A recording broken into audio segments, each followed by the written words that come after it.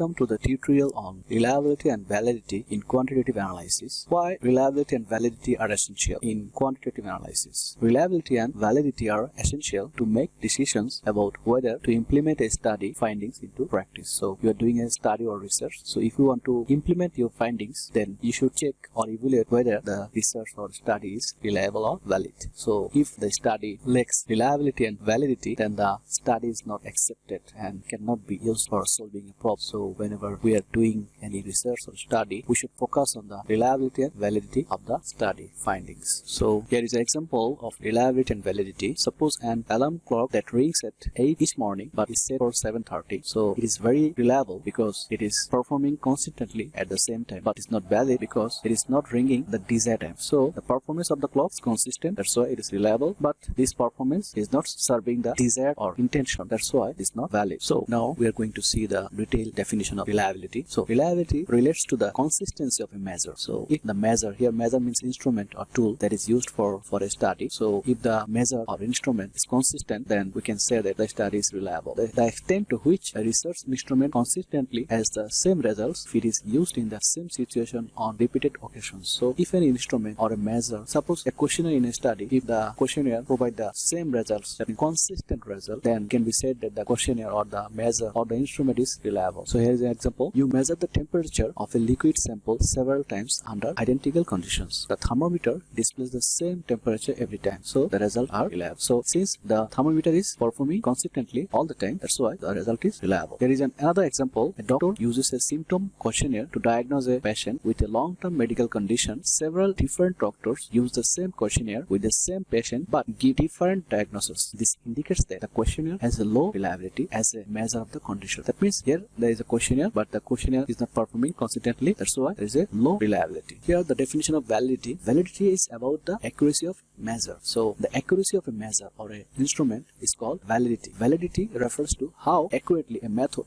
measures what it is intended to measure. Suppose you have an intention or you are interested to find out the characteristics of a variable. So in that case, if the instrument can accurately measure the characteristics of the variable, then it can be said that it is valid. Validity is the strength of our conclusion, inferences or propositions. That here there is an example, a survey designed to explore depression but which actually measures anxiety, not be considered valid.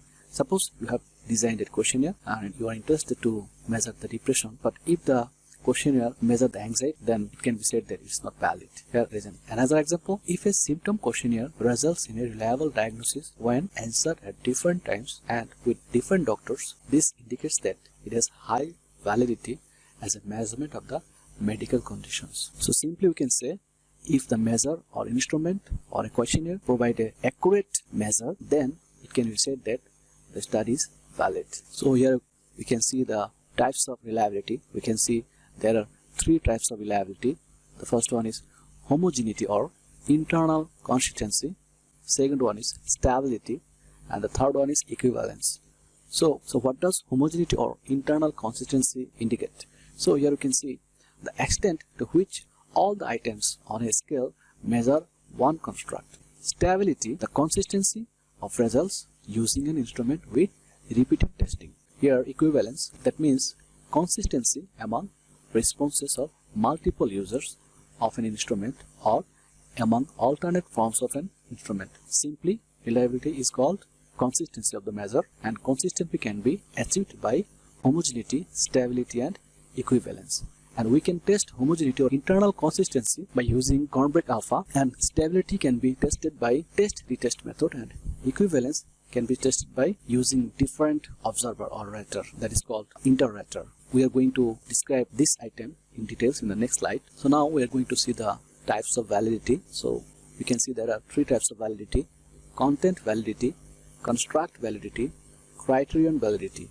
So what is content validity? Here we can see the extent to which a research instrument accurately measures all aspects of a construct. On the other hand, construct validity, we can see the extent to which a research instrument or a tool measures the intended construct. If the instrument serves your intended purpose, then it can be said that the study has a construct validity or the measure has a construct validity. On the other hand, criterion validity, it means the extent to which a research instrument is related to other instrument that measure the same variables. So let's see the more detail about the types of validity and reliability. We can see the content validity. So what is content validity?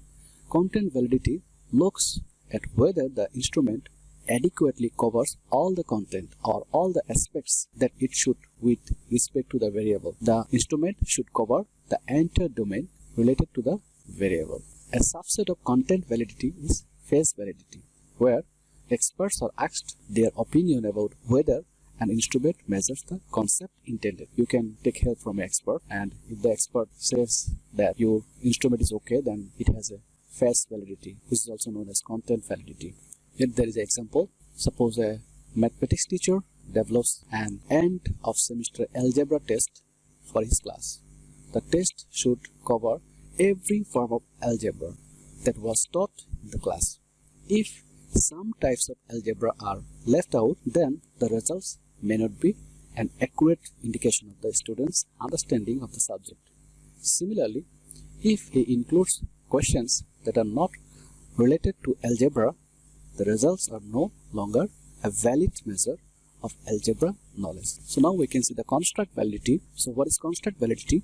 Construct validity refers to whether you can draw inferences about test scores related to the concept being studied. There is an example here. If a person has a high score on a survey that measures anxiety, does this person truly have a high degree of anxiety? If the symptom similar to the score, then it can be said that there is a construct validity. So there are three types of evidence that can be used to demonstrate a research instrument has construct validity. It should be homogeneity, that means the instrument measures one construct. There should be convergence. Convergence occurs when the instrument measures concept similar to that of other instruments. And for ensuring construct validity, there should be a theory evidence. This is evident when behavior is similar to the theoretical proposition of the construct measured in the instrument. For example, when an instrument measures anxiety, one would expect to see that participants who score high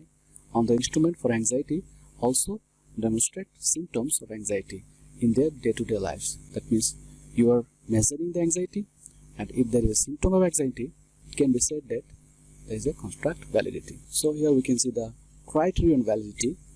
So a criterion is any other instrument that measures the same variable. Correlations can be conducted to determine the extent to which the different instruments measure the same variable. Here is an example. Suppose people's score on a new measure of test anxiety should be negatively correlated with their performance on an important school exam. If it were found that people's score were in fact negatively correlated with their exam performance, then this would be a piece of evidence that these scores really represent people's test anxiety. But if it were found that people scored equally well on the exam regardless of their test anxiety scores, then this would cast doubt on the validity of the measurement. So suppose you are testing anxiety and performance in the exam. If these two things or two aspects negatively correlated, then it can be said that there is a criterion validity. So now we are going to see the types of reliability. The first one is homogeneity or internal consistency. So here you can see there is a Cronbach alpha which can be used to determine the internal consistency of an instrument. The Cronbach alpha result is a number between 0 and 1. That means the outcome of Cronbach alpha would be between 0 and 1, and acceptable reliability score is 1, that is 0.7 or higher. So if you are interested to measure the internal consistency, you can use Cronbach alpha and the score should be 0.7 or higher. So stability is one kind of reliability. So stability is tested using test-retest and parallel or alternate form reliability testing. So test-retest reliability is assessed when an instrument is given to the same participant more than once under similar circumstances. That means for 2 times if you provide the instrument, and if the test-retest provide consistent outcome, then it can be said that the instrument has the stability, and which is essential for reliability. For an instrument to demonstrate stability, there should be a high correlation between the scores each time a participant completes the test. Generally speaking, a correlation coefficient of less than 0.3 signifies a weak correlation, and 0.3 to 0.5 is a moderate correlation, and greater than 0.5 is strong correlation. So here is the equivalence, which is essential for ensuring reliability. So equivalence is assessed through inter-rater reliability. This test includes a process for qualitatively determining the level of agreement between two or more observers. Suppose if you use multiple observers or multiple testers, if the testing provide the consistent result or consistent outcome, then it can be said that it has equivalence, and equivalence is essential to ensure reliability. So here we are going to see the more details by which we can assess the reliability. So we can see there are three methods to assess the reliability. Here we can see test-retest, and the second one is inter-rater, and the third one is internal consistency. By test-retest we can measure the reliability. Here we can see how can you assess. You need to do two tests. You should get the same score on test 1 as you do on test 2. The three main components to this method are as follows. The first step is implement your measurement instrument at two separate times for each subject. That means you have to do two tests for separate times. Then compute the correlation by using Pearson's between the two separate measurements. And lastly, assume there is no change in the underlying condition or trait you are trying to measure between test 1 and test 2. So by doing this, we can assess the reliability. The second one is inter-rater. Here we can see if you are interested to measure university students' social skills, you could make video recordings of them as they interacted with another student whom they are meeting for the first time. Then you could have two or more observers watch the videos and rate each student's level of social skills. To the extent that each participant does in fact have some level of social skills that can be detected by an attentive observer. Different observers' ratings should be highly correlated with each other. So inter-rater, that means two or more observer or two or more tester. The third one is internal consistency. Here you could write two sets of three questions that measure the same concept, say class participation, and after collecting the responses, run a correlation between those two groups of three questions to determine if your instrument is reliable measuring that concept. One common way of computing correlation values among the questions on your instrument is by using Cronbach alpha. Suppose you have multiple items in your instrument. If you do the Cronbach alpha test by which you can measure the internal consistency, and internal consistency is essential for reliability. In summary, we can say that we can test the reliability by doing test-retest in separate times. We can assign two or more observers, which is called inter-rater, and we can use Cronbach alpha by which we can know the internal consistency. So by doing these three tests, we can measure the reliability. How is validity assessed? We already know that there are three types of validity: construct validity, content validity, and criterion validity. How can we measure construct validity? Here is an example. A self-esteem questionnaire could be assessed by measuring other traits known or assumed to be related to the concept of self-esteem, such as social skills or optimism. Strong correlation between the scores for self-esteem and associated traits would indicate high construct validity. If the score is similar to the traits of that person or of that variable, then you can say that there is a construct validity. On the other hand, content validity. Here is an example by which you can assess a test that aims to measure a class of students' level of Spanish language, contains reading, writing, and speaking components, but no listening component. Suppose you are going to test a language skill. If you test reading, writing, speaking, but if you don't test the listening, then the experts agree that listening comprehension is an essential aspect of language ability. So the test lacks content validity because you haven't included listening test for measuring the overall level of ability in Spanish. If you don't measure every aspects or every characteristics, then there is no content validity. To ensure content validity, you have to ensure that your instrument is measuring all the aspects, all the characteristics of a variable or a person. The third one is criterion validity. How can we measure? Here is example. A survey is conducted to measure the political opinion of voters in a region.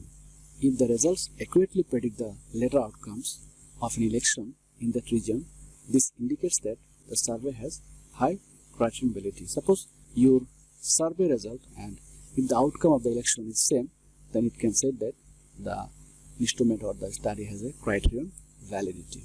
Construct validity, content validity, and criterion validity. These three validity is essential.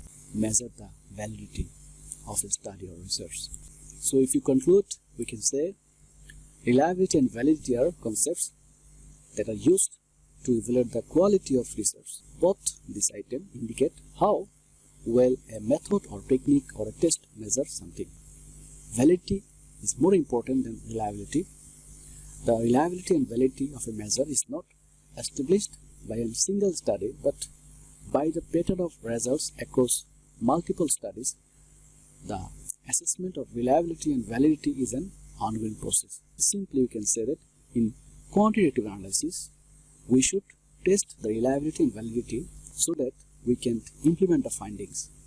If the result or if the survey questionnaire don't provide reliable or valid aspects, then we should avoid or we should reject the study.